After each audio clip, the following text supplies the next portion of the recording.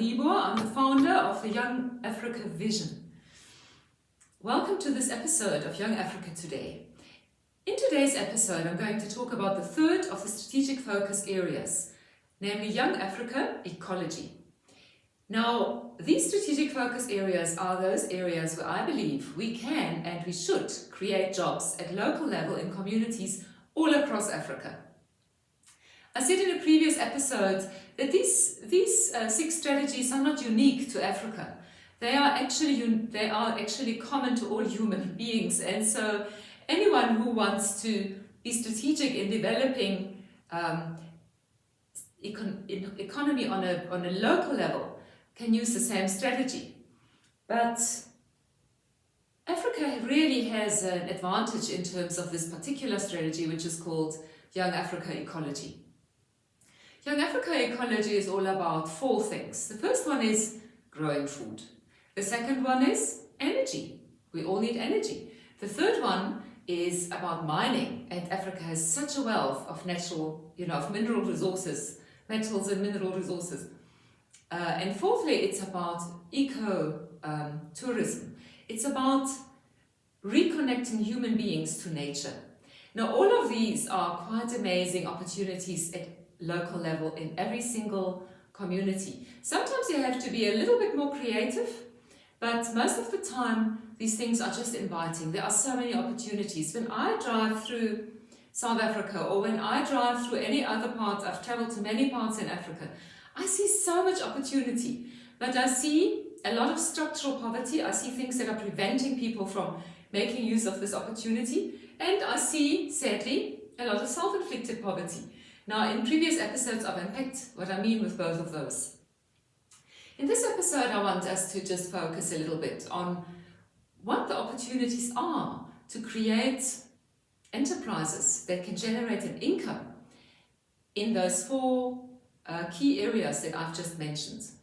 Now, the first one is around food production. I think we are sitting with about 100 years, not quite, a little less, but about roughly 100 years of understanding that processed foods are not good for us.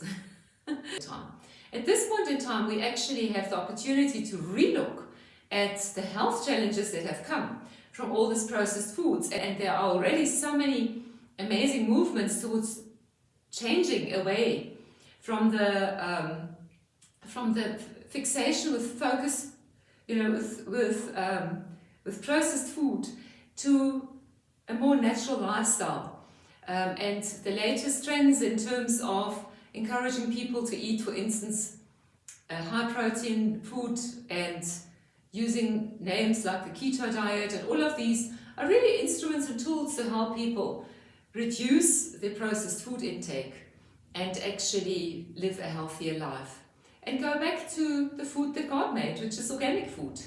There's nothing wrong with improving crops biologically, but there is something wrong with doing something in a matter of genetically modified organisms where we don't really know yet what the impact is going to be on the people who consume this food.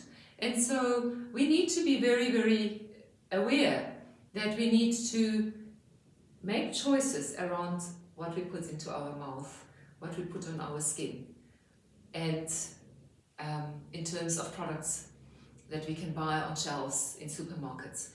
And so growing fresh food locally is probably the most important thing anyone can do if you want to start developing economies on a local level. Now, nobody expects anyone to stand there and dig with a fork in the ground anymore. That is extremely unproductive use of human time and human labor.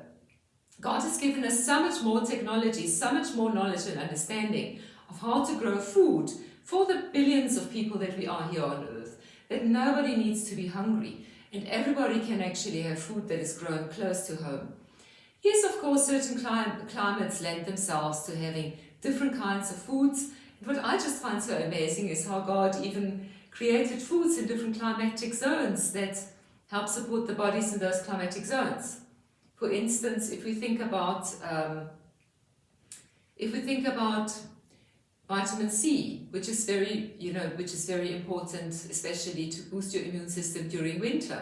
There are fruits that are growing in South Africa during winter that actually make sure that these foods are in season. In Europe, we have to look at Europe as a whole. There's parts of Europe where these foods can grow. And so people in the north can do trade with the people of the south. God has really thought through this world so perfectly, and He absolutely has created something special in different corners of the world so that we can rely on one another. He wants relationships between us. He wants us to serve one another. And so if you are the only country that can grow something, fantastic, grow that thing and become the supplier to the world, and have something that can earn you some extra foreign capital. In the same way, if you are able to grow something in your community that you can export to other communities who don't have that, absolutely do that. But Young Africa is about a holistic strategy, looking at the continent as a whole and looking at the world as a whole. So, as I said in the previous episode, I just don't believe in competition. I believe in mutualism. I believe in finding win-win ways, and not just win-win. I believe in the quadruple bottom line, which is winning financially, winning environmentally, winning that the environment wins, and that of course human beings also benefit. So when we develop businesses in Africa, as we developed businesses to roll out the whole Young Africa vision, we need to always bear these four things in mind, because this is something that we have learned and we've been able to learn from our brothers and sisters in other parts of the world. We need to be environmentally conscious about the things that we do. We need to be water conscious. We need to be air pollution conscious. We need to be soil pollution conscious. We need to create space for animals to live so that they can also remain part of creation, and that we can find ways of interacting with them. So as we grow food, we mustn't do what has been happening in the previous century, which is killing the rainforests in order to feed our greed for meat. We mustn't do that. That meat is not healthy for us. We need to find ways of growing meat and also treating meat as an exception, not as the rule in terms of eating it. We are not supposed to have so much beef. We are not supposed to eat so much red meat.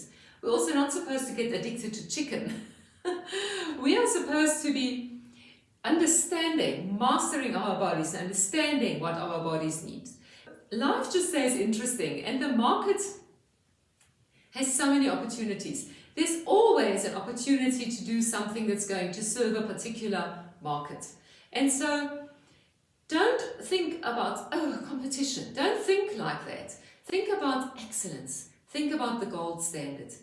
If you strive to have the gold standard and offer it at a reasonable, affordable price to people, you will always have customers. You will always have customers. And so when it comes to organic food, I can't emphasize this strongly enough. I have really been very fortunate, because when I moved from the farm as a young girl coming to study in the city, I had major issues with pollution, with all kinds of challenges that affected my health.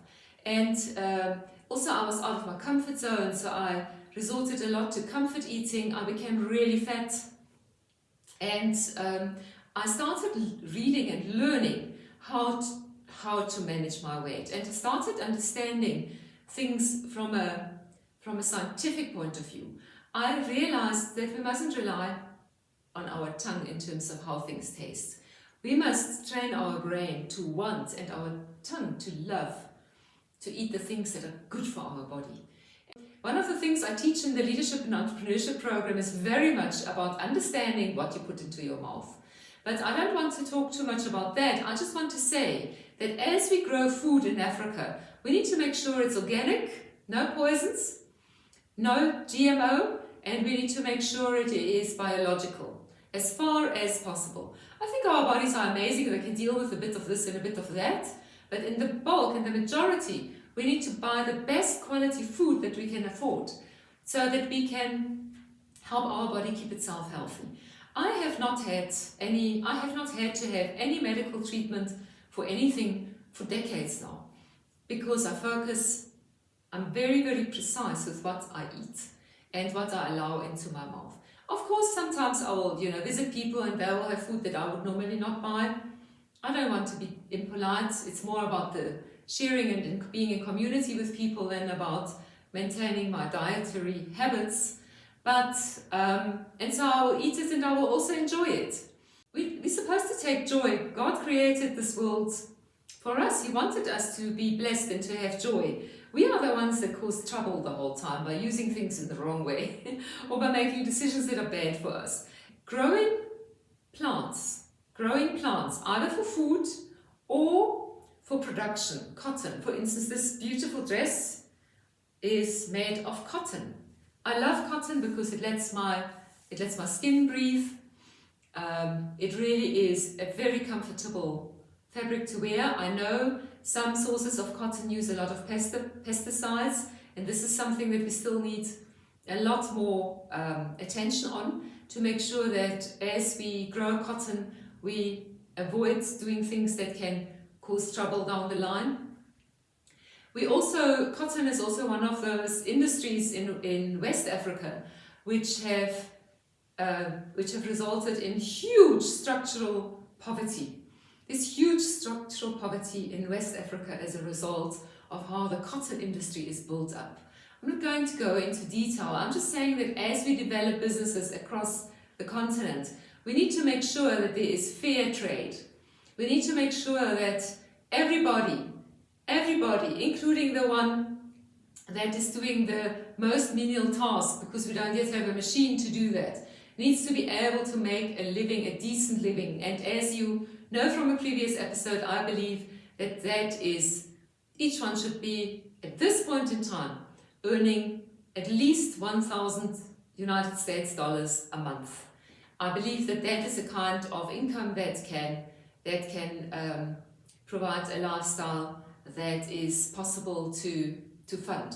I don't know how this will translate if everybody gets that money, because a lot of the cheap goods that we are getting from certain countries are being subsidized by the poverty of other people. And we need to become very conscious about what we spend our money on, so that we discourage that kind of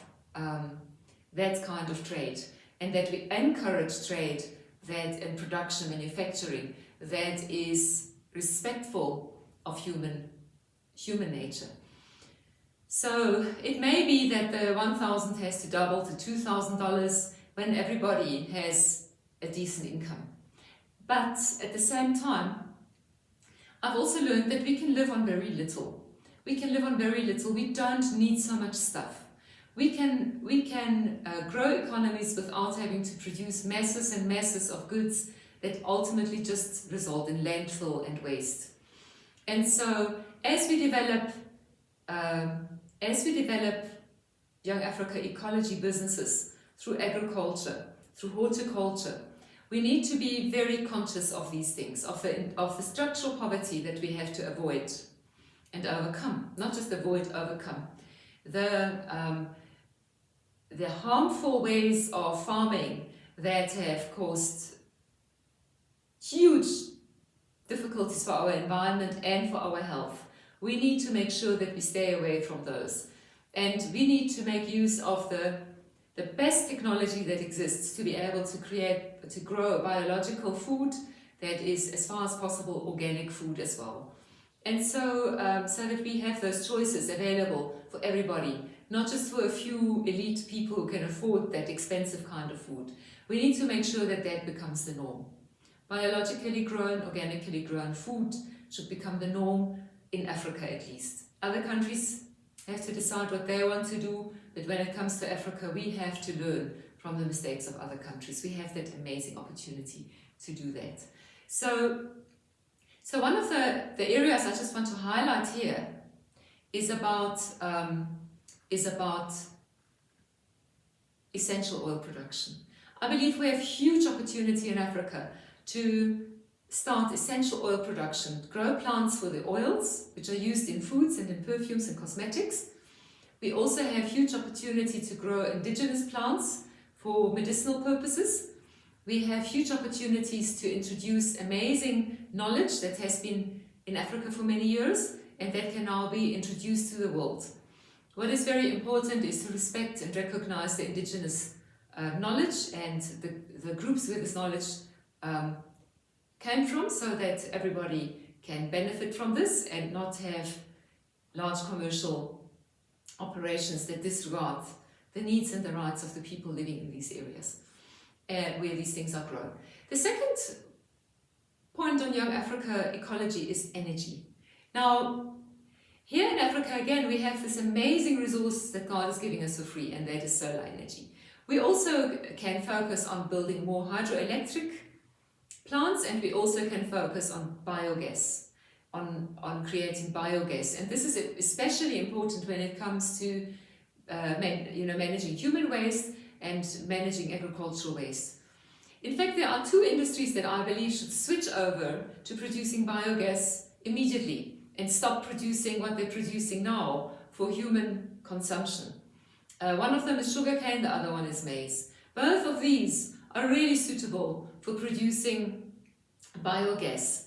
And so there doesn't have to be any loss of jobs in those industries or any loss of economic opportunity in those industries. You simply shift from selling it to one market to another market. I know in South Africa there has been some conversation around that. I don't know what it's like in the other countries in Africa, but we don't need to eat white sugar. We don't need it. We shouldn't eat it. And maize is completely devoid of nutrition, so we should also not eat it. It is really just an energy that was, it's a food for the slaves. And don't be fooled into thinking it's traditional food. It's not traditional food. King Shaka, the Zulus never ate maize.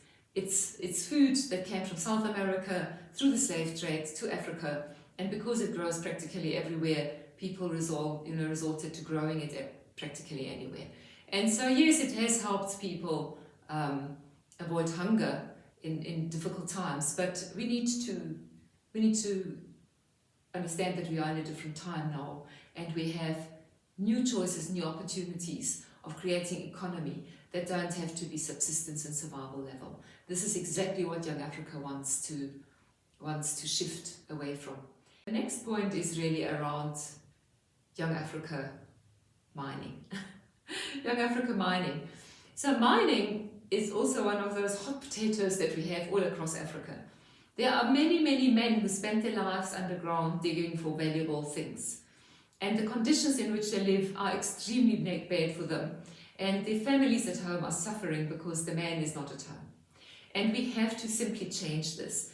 I get so passionate about this, and I can't wait to work with like-minded people on transforming the way that the mining industry works on this continent.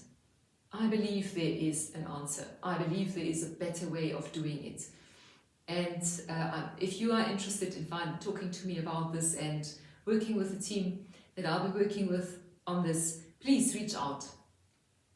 Mining can be beautiful, and mining can be sustainable. And mining is a huge, the resources, the mineral and metal resources that God has planted and hidden all over Africa are very, very valuable, and they can really boost the economies of local communities if it's done in the right way. So if you have a mine in your community, if you know there is a mineral resource or a mining resource in your community that hasn't been developed yet, please reach out to me. Let us find a way of doing this in a sustainable way with partners that understand the importance of creating a sustainable plan where the mine, once the mine's lifetime is over in 17 or 30 years' time, the town that is around the mine isn't dying, but is actually continuing to flourish. And so this is something we can also learn from Europe, which had a lot of coal mines all over the show and which went into a terrible, terrible slump and terrible poverty for people involved when those mines ran empty. And we have the privilege now of being able to learn from those mistakes and being proactive in planning our mining communities and our new communities, our communities where mines are, in a way that the whole community can benefit from it. I think that that the Middle Eastern, some of the Middle Eastern countries have really started to understand that they have a once-off gift with the oil, but over time that oil will have run out, and those industries, those countries must have developed sufficient new industries that can actually maintain the level and the quality of life that they have become accustomed to because they have such a wealth of oil. In Africa, we have some tragic situations where we are a mineral and metal rich country, but people are poor. And this is a structural poverty problem where there's a small group of people benefiting extraordinarily from this income from mining. And the communities where the mines are actually operated are treated very badly. And we have to stop it. It's not working. We have to do it differently. We just simply have to do it differently. The last one of the 4 opportunities at local level that fall under the Young Africa Ecology strategy is ecotourism. Now, why am I so excited about ecotourism? Because we all have learned that human beings need to be reconnected to nature. And we have seen other parts of the world where development, especially Europe, I think, in a way it makes perfect sense that Africa and Europe are neighbors.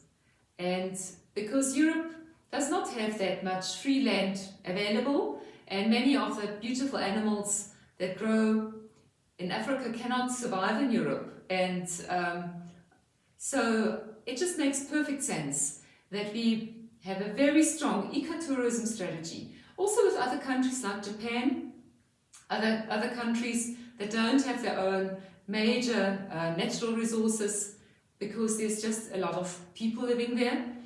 Those people can really benefit, and those countries can really benefit from bringing their people and encouraging their people to invest in Africa so that there can be facilities that can make their stay in Africa comfortable, safe, and these are really some amazing opportunities that we can develop here in Africa.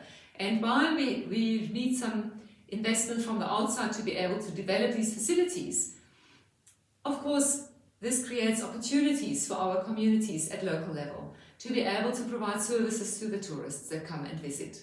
And this is something that really has been done in many places in Africa already, but there is still so much opportunity. In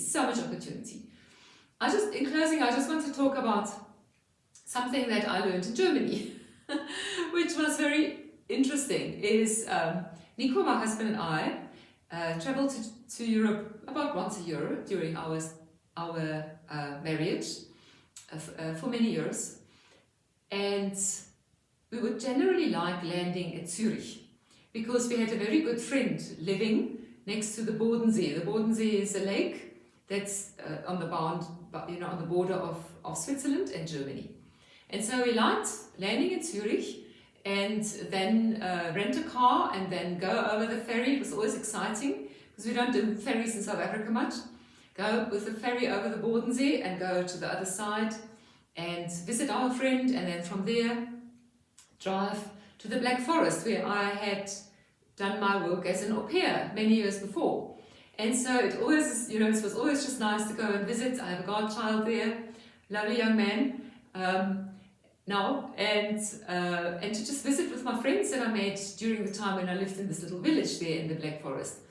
Now on the way and that place is called Badenweiler. So now on the way from Überlingen at the Bodensee to Badenweiler, you drive through a very touristic area in Germany which is called the Black Forest, Schwarzwald. Anyway, so now along the way there are many, many different tourist attractions. Now we were driving from the one point to the next point, and we saw a sign that said Waterfall, 15 kilometers ahead. And we thought, okay, that's nice, it's about time, we'll stop for a break, we'll have a lunch next to the waterfall. Then we saw the sign again. Waterfall, 10 kilometers.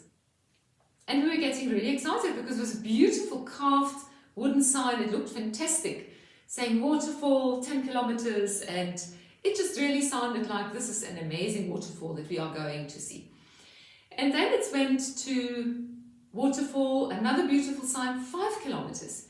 Now we're getting really excited because obviously this is a major tourist attraction. And we really can't wait to see this waterfall. It's going to be great. It was in summer, it was quite hot. I was looking forward to putting my feet in the water. I was just looking forward to this waterfall. Then it started being Waterfall 3 kilometers, Waterfall 2 kilometers. Each time a huge, huge hand-carved, beautiful wooden sign reminding you about this waterfall. And then Waterfall 1 kilometer, and then signs throughout the town until a point which said Waterfall, and a huge thing saying Waterfall, you know, sort of framing the waterfall.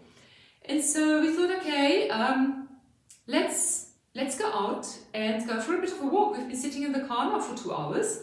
Let's go for a walk, and after that we'll go to one of the restaurants. There were many of them that are, you know, selling something to eat. And so we started walking, and we realized this waterfall was like 3 meters high. Now, I grew up in an area where there are waterfalls on farms that nobody ever comes to see, which are spectacular. They are amazing. They are, you know, especially in summer when there's lots of water, it's like a major tourist attraction possible, but nobody knows they exist.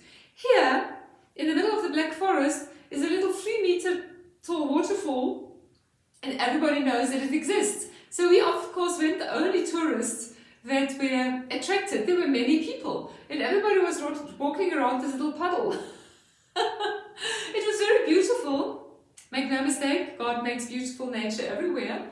It was very beautiful, and the Black Forest is always amazing. But this waterfall just made me think, wow, the impact of marketing is really, and the value of marketing is really amazing. So a whole bunch of restaurants and shops and souvenir shops were making a living from this little 3 meter high waterfall.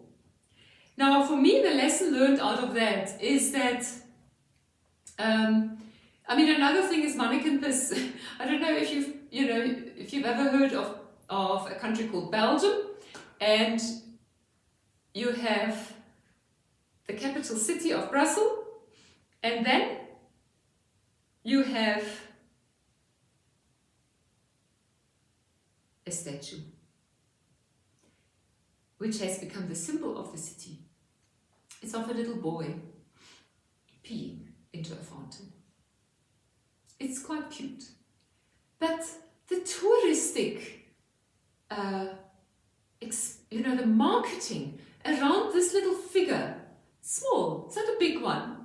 But the little boy and girl statues in Magnolia Dal Park in Pretoria, close to my house, are bigger and more impressive than this little character. But through marketing, this little character is on postcards. This is the thing that Japanese tourists will go to find and tick off their list that they've seen it. It's in all the travel agency books. It's everywhere. It's like you feel you haven't been to Brussels if you haven't been to see Mannekes. Fascinating. We humans are fascinating. So what I want to say is, you living in your community, thinking it's a boring old town. If it's boring, make it interesting. Sculpt something. Create a fountain. Make something. I mean, the one example I mentioned here is a natural 3 meter high waterfall. If you've got a 3 meter high waterfall in your area, market it. If you have nothing, make something. Make a fountain. Make a statue. Make something and market it. So that becomes the what is this town known for? If there's nothing else, please don't be known for maize and just for mining. Mining is fine, but we need to know what kind of mining, and we need to see some products around that mining coming from your community. So, in closing, as I finish off this, I want to tell you that God has introduced me to some amazing people. And two of these people, Nico and I, met in Berlin in Germany. in 2017 and in 2018. We also met the one man when he came to South Africa in at the end of 2018, just 6 months before Nico then passed away. And I was busy pursuing a particular project and business relationship with this man and his company. Now, this is about an opportunity to combine the growing of biological food with the creation and generation of solar energy, which is an opportunity that is possible to roll out in any place across Africa. Please, if you want to start creating opportunities, and if you want to start a business and you own some land and you want to be a shareholder in this business, or if you are an active mayor of a town or a city, please reach out to me. These opportunities exist. There's funding available through instruments made available by the German government. This is just one opportunity. There are so many opportunities out there of where we just need a little bit of political will to make them happen, or a little bit of innovation to make them happen. Please reach out to me. Look at the youngafrica.info/ecology website and make use of the form to contact and reach out to me. As I said in a previous episode, be a little bit patient before you get a response, because we are busy setting up systems. But send that email, because otherwise you will forget. And make sure we don't forget you. Because once we have your email address, we will never forget you, unless you don't want us to know you anymore. But we are going to let you know how things evolve and develop. We're going to reach out to you when the time is right. So thank you very much for watching. See you in the next episode.